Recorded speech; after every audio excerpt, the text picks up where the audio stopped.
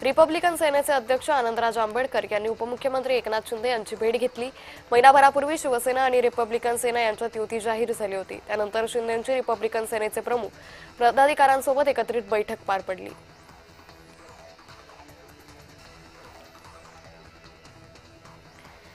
नागपूरमध्ये उपमुख्यमंत्री अजित पवार यांनी विजय वडेट्टीवार यांची भेट घेतली। काही दिवसांपूर्वी वडेट्टीवारांच्या आईचं निधन झालं होतं। यानंतर अजित पवारांनी भेट घेऊन त्यांचं सांत्वन केलं।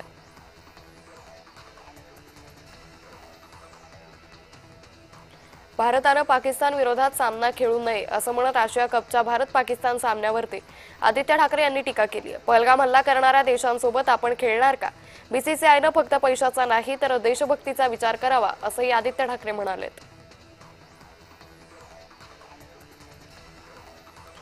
कणकवली बाजारपेठेत मटका अड्ड्यावर पालकमंत्री नितेश राणेंनी धाड टाकली। राणेंच्या धाडीनंतर कणकवली पोलीस घटनास्थळी आले होते। पोलिसांना कोणतीही कल्पना न देता पालकमंत्र्यांनी स्वतः कारवाई केली। या कारवाईत घेवारी नावाच्या व्यक्तीसह 9 ते 10 जण मटका खेळत होते।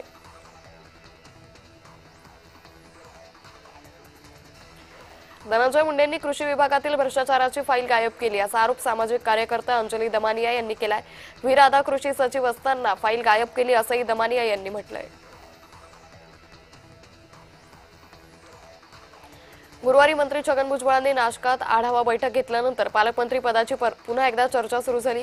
यातच भुजबळांच्या पालकमंत्री पदाला शिवसेनेतून विरोध होतोय। सुहास कांदेंनी भुजबळांच्या पालकमंत्री पदाला विरोध केल्यानं सुहास कांदे आणि छगन भुजबळ यांच्यात पुन्हा एकदा वाद सुरू झाला।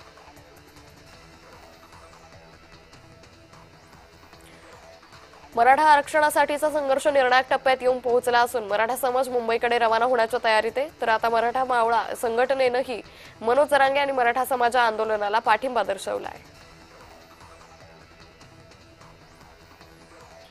बेस्ट निवडणुकीत मराठी माणूस आपल्या पाठी नाही हे कळून चुकल्यानं राज ठाकरेंनी मुख्यमंत्र्यांची भेट घेतली असा टोला शिवसेना नेते रामदास कदम यांनी लगावला आहे। राज्याच्या मुख्यमंत्र्यांना कोणीही भेटू शकतं। राज ठाकरे आणि देवेंद्र फडणवीस यांच्या भेटीवर आदित्य ठाकरेंनी ही प्रतिक्रिया दिली।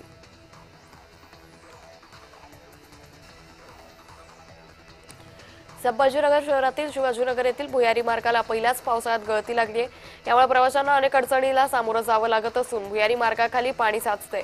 नागरिकांच्या या अडचणी लक्षात घेता ठाकरे गटाकडून आठवा आजोबा आंदोलन करण्यात आलं।